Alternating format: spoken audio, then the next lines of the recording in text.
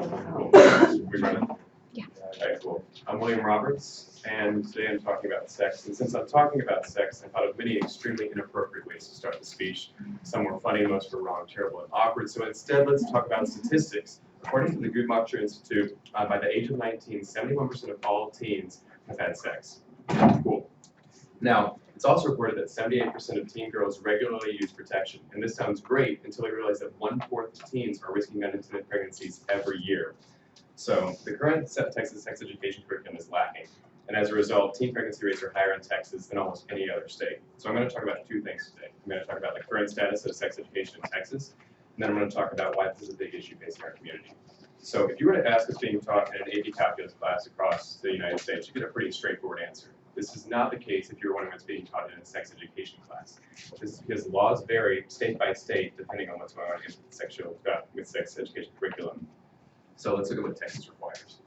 According to Texas state law, it's not required that they talk about sex or HIV. So there's no requirements really at all. If they do decide to talk about sex, they don't have to talk, well, the information doesn't have to be medically accurate. It can promote religion, and there's a notice sent home to students that they're going to be taught about this information.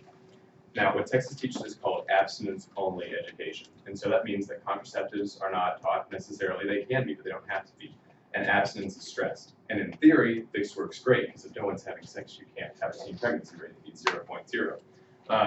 But it's obviously not working because teens are still getting pregnant despite the curriculum.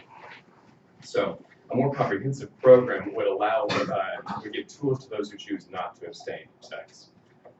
Now, this is a huge issue facing the community because America has one of the highest birth rates in the developed world. And Texas has the 5th highest in the state in the United States. So according to the National Campaign to Prevent Teen and Unplanned Pregnancies, Texas has a birth rate of 4.1%.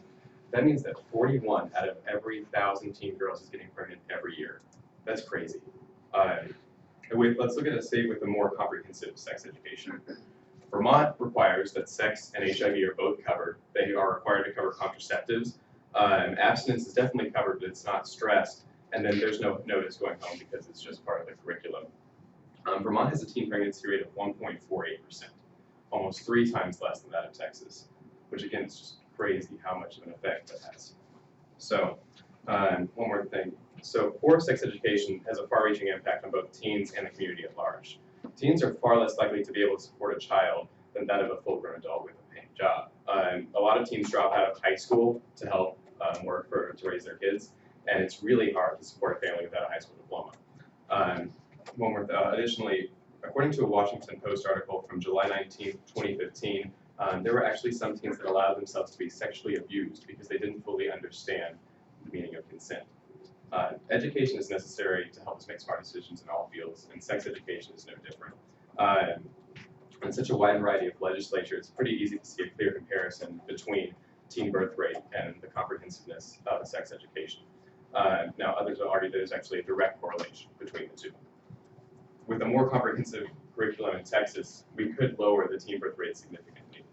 And just some final thoughts. Some might argue that a comprehensive sex education would undermine values.